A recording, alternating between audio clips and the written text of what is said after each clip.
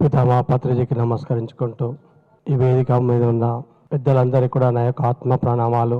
అదేవిధంగా ఇక్కడికి వచ్చినటువంటి మాస్టర్స్ అందరికీ కూడా నా హృదయపూర్వక ఆత్మ ప్రణామాలు తెలుపుకుంటున్నాను.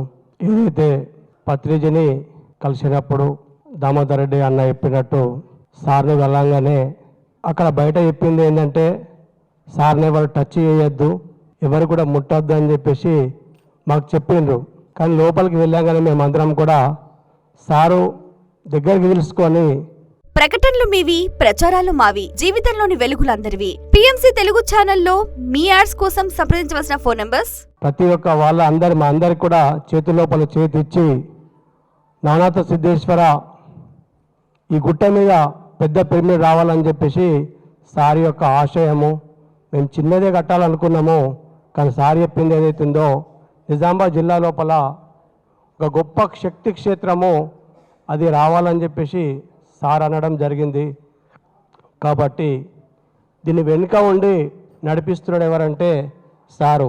ఈ ట్రస్ట్ మెంబర్లది ఏం కూడా గొప్పతనం కాదు. దీని వెనుక పత్రిజీ ఉన్నాడు.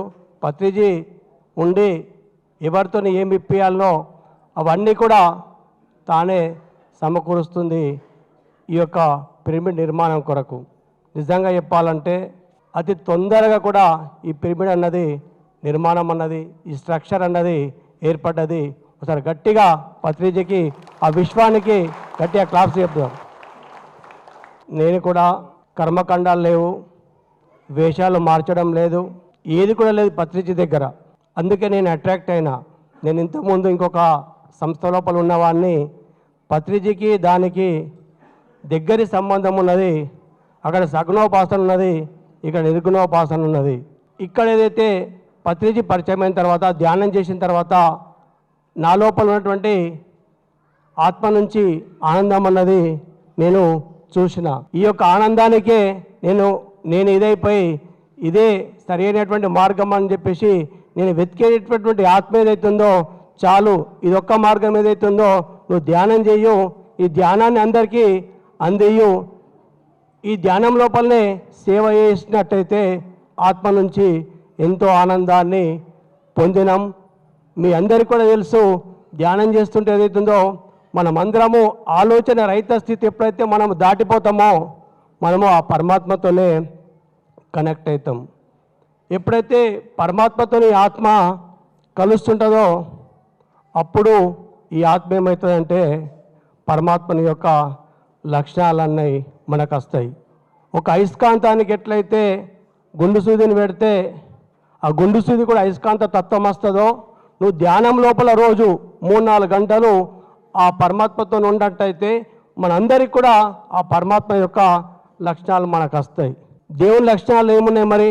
యోనా వృష్యతి నా ద్వేష్టి నా కాంక్షతి నా శోషతి. యోనా వృష్యతి నా ద్వేష్టి నా శోషతి నా కాంక్షతి శుభాశుభ పరిత్యాగి భక్తిమాన్య సమే ప్రియ అని గీతా లోపల 12వ అధ్యాయం లోపల భగవంతుడు చెప్పిండు. ప్రకటనలు మీవి, ప్రచారాలు మావి, జీవితంలోని వెలుగులందరివి. పిఎంసి తెలుగు ఛానల్లో మీ యాడ్స్ కోసం సంప్రదించవలసిన ఫోన్ నంబర్స్.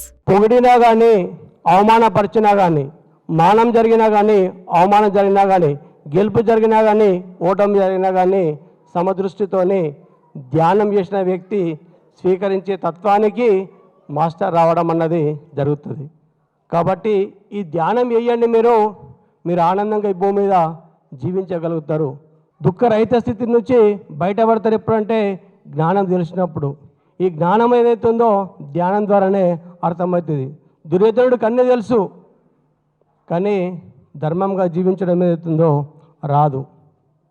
కృష్ణుడు ఏమంటాడంటే ధ్యానం చేయండి, మీరు ధర్మంగా జీవిస్తారు. ధ్యానం చేయనంత వరకు ఏదైతుందో అధర్మంగానే జీవించడం అన్నది జరుగుతుంది.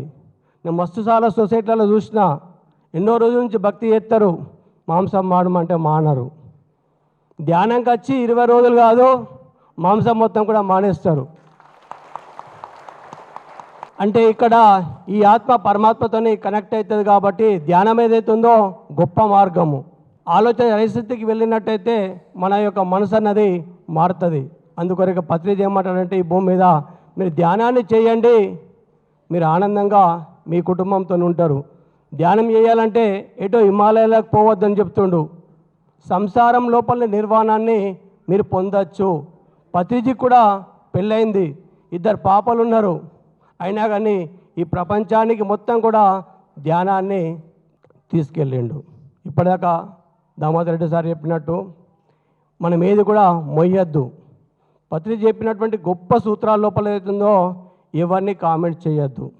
ఎవరి గురించి ఎవరిని మనం ఏదైతుందో మనము చేసినట్టయితే ఆ కర్మలన్నీ కూడా ఏం చేస్తామంటే మనమే మోస్తాము. అవునా కాదా? నేను ఒక చిన్న కథ చెప్తా. పూర్వకాలం లోపల ఒక రాజు ఉంటాడు. ఆ రాజు ఏదైతుందో అందరికీ భోజనాలు పెడతాడు. భోజనాలు పెడుతుంటే ఆ భోజనాలు జరుగుతుంటాయి. ఆ విస్తార లోపల ఏమవుతుందంటే పాము యొక్క విషం అన్నది పడుతుంది.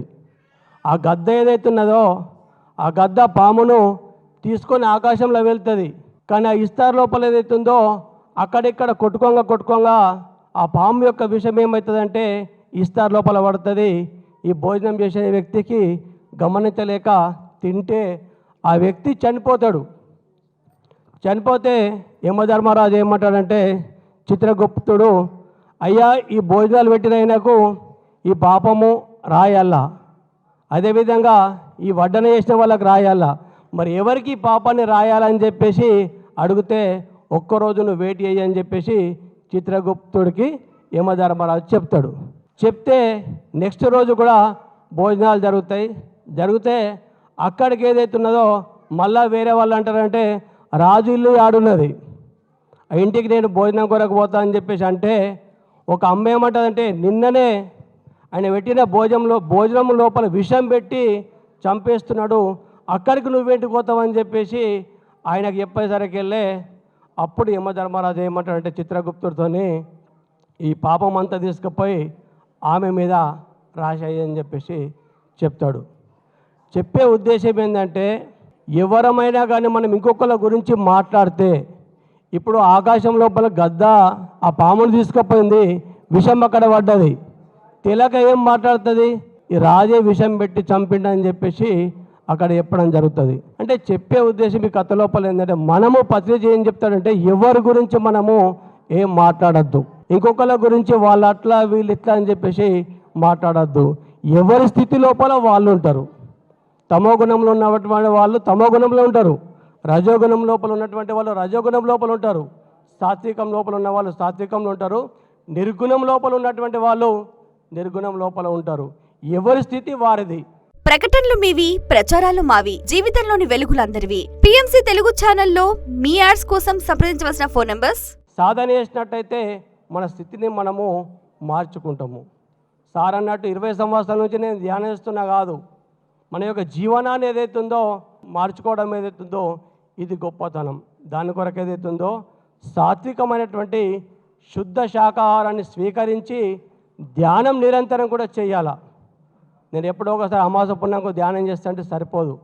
ప్రతిరోజు కూడా 2 గంటలు 3 గంటలు ధ్యానం చేసినట్టయితే సెల్ ఫోన్ రోజు మీరు ఛార్జ్ పెడుతురా లేదా? అవునా కదా?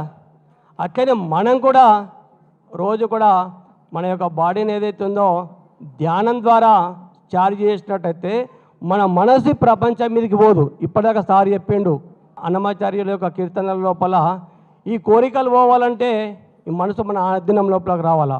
మనసు మన ఆధీనం లోపలికి ఎప్పుడు వస్తుంది? ధ్యానం చేస్తేనే మనసు మనం చెప్పినట్టు వింటుంది. ఇవన్నిటికీ కారణం ఏంటిది? మనసు ఒక్కటే. ఈ మనసును మన ఆధీనంలోకి తెచ్చుకోవాలంటే ధ్యానం చేస్తేనే మనసు మన ఆధీనంలోకి వస్తుంది. మీ అందరికీ తెలుసు, దీన్ని మనం ఏదైతుందో ఇంకొకరి కొరకు పంచాల, దీన్ని పంచినట్టయితేనే మన ఆత్మ ఏదైతుందో ఇంకా ఎదుగుతాయి, మన కర్మలన్నీ ఏదైతున్నదో దగ్ధమవుతాయి. ఈ ధ్యానాన్ని ఎంతెంత పంచుతుంటే అంత మన కర్మలన్నీ కూడా దగ్ధమవుతాయి. జ్ఞానాగ్ని దగ్ధ కర్మానం అని చెప్పేసి గీత లోపల చెప్పడం జరిగింది. మన కర్మలు దగ్ధం కావాలంటే ఈ యొక్క జ్ఞానాన్ని మనం తీసుకున్నట్టయితే మన కర్మలన్నీ దగ్ధమవుతాయి. మీ అందరికీ ఏదైతుందో పత్రిక ఏం చెప్తారంటే కూర్చోండి కూర్చోండి కూర్చోండి కూర్చోండి అని చెప్పేసి మీరు ధ్యానం చేస్తేనే అన్ని సమస్యలకు ఇది పరిష్కార మార్గం అని చెప్పేసి సార్ చూపించండి. ఏ సమస్య ఉండని మీరు ధ్యానం చేయండి, మీ యొక్క ఆ సమస్య నుంచి బయటపడతారని చెప్పేసి చెప్పిండు. ఈ అవకాశం ఇచ్చినటువంటి మీ అందరికీ కూడా నా ఆత్మ ప్రణామాలు జరుపుకుంటూ ముగిస్తున్నా. Thank you.